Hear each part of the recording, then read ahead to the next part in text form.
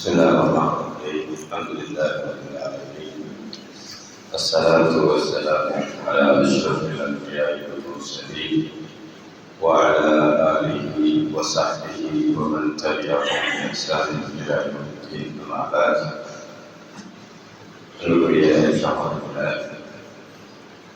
நாங்கள் ரமலான் தொடர்பான விடயங்களை பார்த்து வருகிறோம்.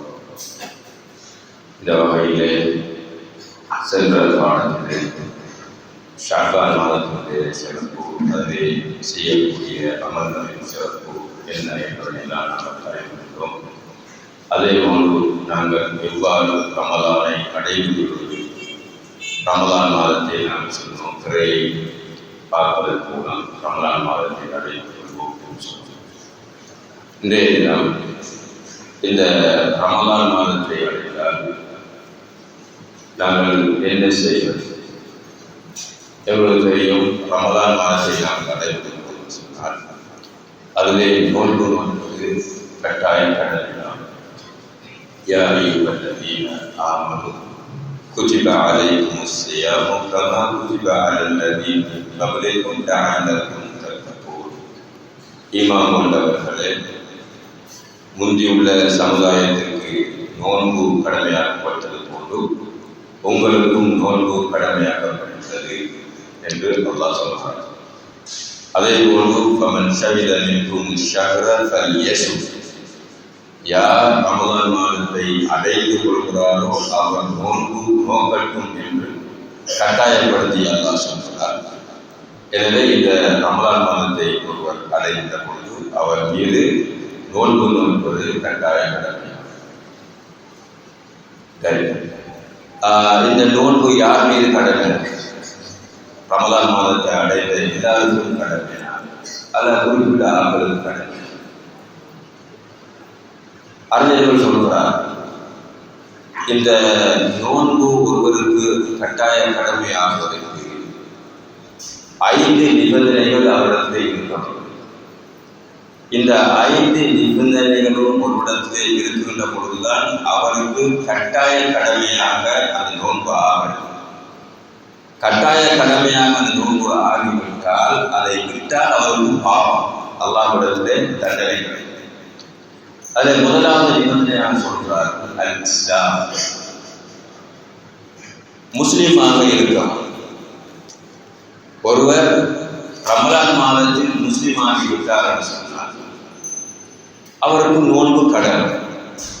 அவர் முஸ்லீம் அல்லாதவருக்கு நோன்பு கடமை கிடையாது. இது முதலாவது ஷரத்து. இரண்டாவது ஷரத்து அல் பானி, முஸ்லீமாக இருந்தால் போதாது, அவர் பருவ வயதை அடைந்திருக்க வேண்டும். பருவ வயதை அடைந்தவராக அவர் இருந்தால் அவருக்கு இந்த நோன்பு கட்டாய கடமை. பருவ வயதை அடையாத சிறு பிள்ளைகளாக இருந்தால் அவர்களுக்கு நோன்பு கடமை. ஆனால் பெற்றோர்கள் அந்த சிறு பிள்ளைகளை நோன்பு நோக்குவதற்கு பயிற்றுவிக்க வேண்டும். சஹாபாக்கள் என்ன செய்வார்கள்?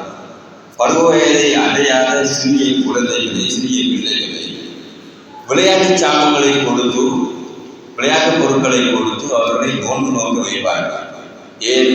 அந்த மாதத்தினுடைய கண்ணியத்தை அவர்கள் அறிந்து கொள்ள வேண்டும் என்பதற்காக வேண்டி, அவர்கள் நோன்பு நோக்குவதற்கு பழகிக் கொள்வதற்காக வேண்டி இவ்வாறு செய்வார்கள். அப்ப எனவே நாங்கள் எங்களுடைய சிறுபிள்ளைகளாக இருந்தால் அவர்களை இந்த மாதத்திலே நோன்பு நோக்குவதற்கு பழக வேண்டும், ஆர்வம் கொள்ள வேண்டும். அவர்கள் இந்த மாதத்தினுடைய மகிமையை அறிந்து கொள்வதற்கு நாங்கள் உதவி கொள்வோம். அப்ப இரண்டாவது நிபந்தனை, அவர் பாலிய, அதாவது பருவவயதை அடைந்திருக்கிறவர் அடைந்தால் அவருக்கு நோன்பு கட்டாயம். பருவவயதை அடைந்தால் போதுமான இல்லை, அல்ல ஆகில் அவர் புத்தி சுதாரணம் உடையவராக இருக்கிறவர், புத்தி உடையவராக இருக்கிறவர். புத்தி குறைந்தவருக்கு மலையருக்கு நோன்பு கடமையாக, அவங்களுக்கு நோன்பு கடமையாக. அப்ப முஸ்லீமாக இருக்க வேண்டும், பருவ வயதை அடைந்திருக்க வேண்டும், அதை போன்று புத்தி உடையவராக இருக்க வேண்டும். இவருக்கு நோன்பு கடமை. நான்காவது நிபந்தனை, ஆரோக்கியம் உடையவராக இருக்க வேண்டும். நோன்பு நோக்குவதற்கு சக்தி உடையவராக, உடல் ஆரோக்கியம் உடையவராக இருக்க வேண்டும்.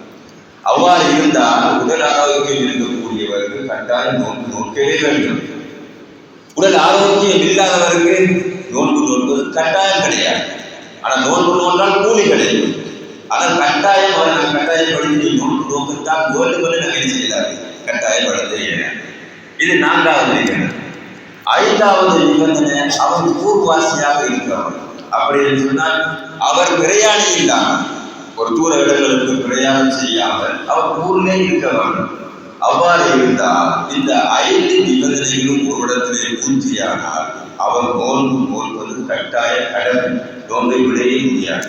1 முஸ்லிமாக இருத்தல், 2 பருவத்தை அடைந்திருக்க வேண்டும், 3 புத்திசாலியாக இருக்க வேண்டும், 4 நோன்பு குடிப்பதற்கு ஆரோக்கியமுள்ளவராக இருக்க வேண்டும், 5 அவர் ஊரிலே இருக்க வேண்டும், பிரயாணியாக இருக்கக்கூடாது. இவ்வாறு 4 நிபந்தனைகளும் 5 நிபந்தனைகளும் பூர்த்தியானதற்கு நோன்பு நோக்குவது கட்டாய கடமை. இப்படி கடமையாகியும் அந்த நோன்பை அவர் பிடிக்காமல் விட்டால் அவர் பாவி, அல்லாஹ்விடத்திலே மிகவும் குற்றம் இழைத்தவராக அவர் மாறுவார். அறிஞர்கள் சொல்கிறார்கள், இவர் இஸ்லாமிய ஆட்சி இருக்குமேயானால் இவரை அந்த இஸ்லாமிய ஆட்சியாளர் இப்படி நோன்பு நோக்காமல் இருந்தவரை தண்டிக்க வேண்டும். அதே போன்று சொல்லுகிறார்கள் அறிஞர்கள், இவர் தௌபா செய்ய வேண்டும் அல்லாஹ்விடத்திலே. பிறகு அவர் விட்ட நோன்புகளை எல்லாம் அவர் செய்யணும், அவர் கபா செய்ய வேண்டும் என்று அவர்கள் சொல்கிறார். இது யாரு? வேண்டும் என்று கொடுபோக்காக இப்படியான நிபந்தனை பூர்த்தியாக ஒருவர் நோன்பை விட்டார் என்று சொன்னால் அவர் அந்த நோன்பை கபா செய்யணும், அல்லாஹ்விடத்திலே தௌபா செய்ய வேண்டும் என்று சொல்கிறார். அதே போன்று இந்த நோன்பை யார் நிராகரிக்கிறார், அது ஒரு கடமை இல்லை, இஸ்லாமுடைய கடமையை கடமை ஆக்கல்ல என்று யார் இந்த நோன்புடைய அந்த கடமையை நிராகரிக்கிறாரோ அவர் காபிர் என்று அறிஞர்கள் சொல்கிறார். இஸ்லாமுடைய கடமை ஒன்று அவர் நிராகரித்தவராக ஆகிவிட்டார். அதனால இவருக்கு ஹுக்கும் என்று இவர் காபிர், இவர் காபிராகத்தான் செய்யணும், மௌத்தாகுவார். அல்லாஹ்வுடைய தௌபா செய்யாதே இவர் காபிராக ஆகிவிடுவார். சரி, இவ்வாறு நிபந்தனைகள் பூர்த்தியானவர்கள் இந்த நோன்பை கட்டாயமாக அவர்கள் தீர்வாங்க. சில ஆண்களுக்கு நோன்பு நோன்பது ஹராம், அவர் நோன்பு நோன்பு கூடாது, அப்படி நோன்றால் அவர் பாவி. அப்படியான கிடையாது.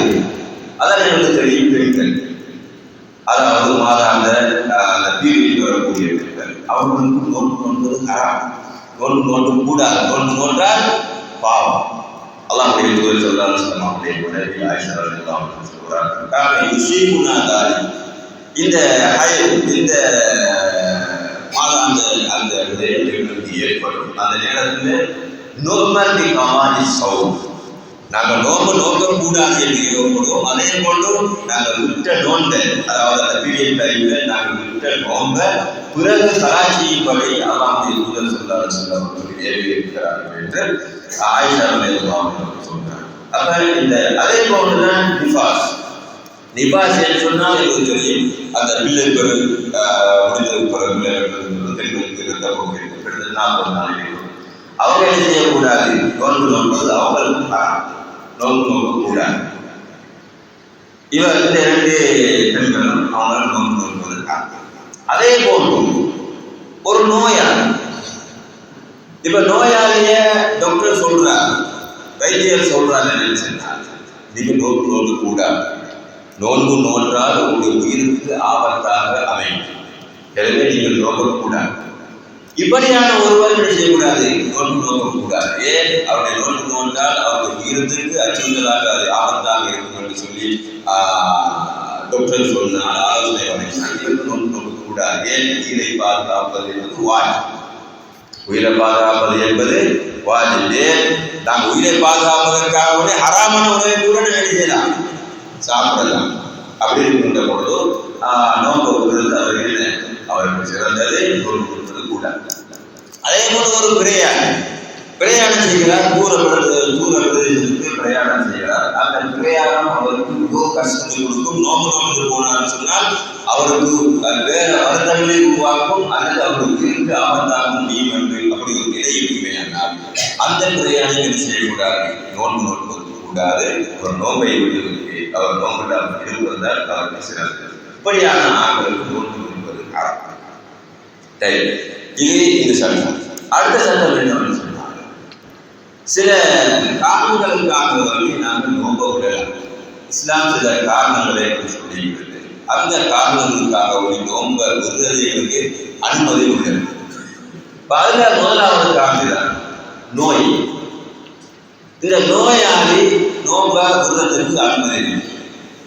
நோயின்னு சொன்னால் நாங்கள் நினைச்சுக்கொள்ளணும், அதாவது இந்த நோன்பு ஒரு மனிதனுடைய நோயை அதிகப்படுத்தும் அல்லது இந்த நோன்பை நோன்பதனால அந்த அவருக்கு மிகவும் சிரமமாக இருக்கக்கூடிய நோய் தான். இப்படியான நோய் தான் நோன்பு விடுறதுக்கு அனுமதி. உதாரணமாக ஒரு அளவுக்கு தடுமல்து, இவருக்கு இது நோய் தான், இருமல் இதுவும் நோய் தான், இதே விடுறதுக்கு அனுமதி இல்லை. நோன்பு விடுறதுக்கு இப்படியான நோய்கள், சிறு சிறு நோய்கள் வந்துட்டு எங்களுக்கு நோன்பு விடுறதுக்கு அனுமதி இல்லை. இந்த நோயாளர்களுக்கு 2 வகையாக இருக்கிறார்கள். ஒன்று தீரக்கூடிய நோய், அது குறிப்பிட்ட நாளைக்கு அந்த நோய் இருக்கும், பிறகு அந்த நோய் குணமாகும், இப்படியான நோய். அதே போன்று இன்னொரு நோய் தீராத நோய். அது டாக்டர்கள் சொல்றாங்க, இது உங்களுக்கு உங்களுடைய மூத்தாம் காலத்தில் இந்த நோய் கூட செய்து கொண்டே இருக்கும், இதுக்கு நீங்க டேப்லெட் போட்டுக்கொண்டே இருக்க வேண்டும் என்று டாக்டர் என்ன செய்யறாரு, எங்களுக்கு ஆலோசனை சொல்றாரு. இப்படியான நோய், இப்படியான 2 நோய்களுக்கு 2 சட்டம் இருக்கிறது.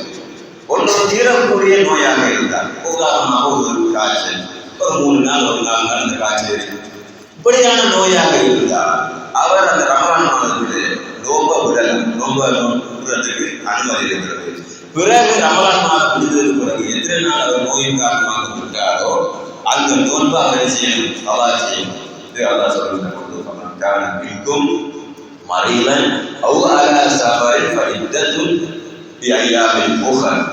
யார் அவருடைய நோயாளியாக இருக்கிறாரோ அல்லது பிரயாணியாக இருக்கிறாரோ அவர் வேறு நாட்களில் நோன்பை விடுவதற்கு வேறு நாட்களில் அதனை கவா செய்ய வேண்டும் என்று அவர் முறையை கொடுக்கிறார்.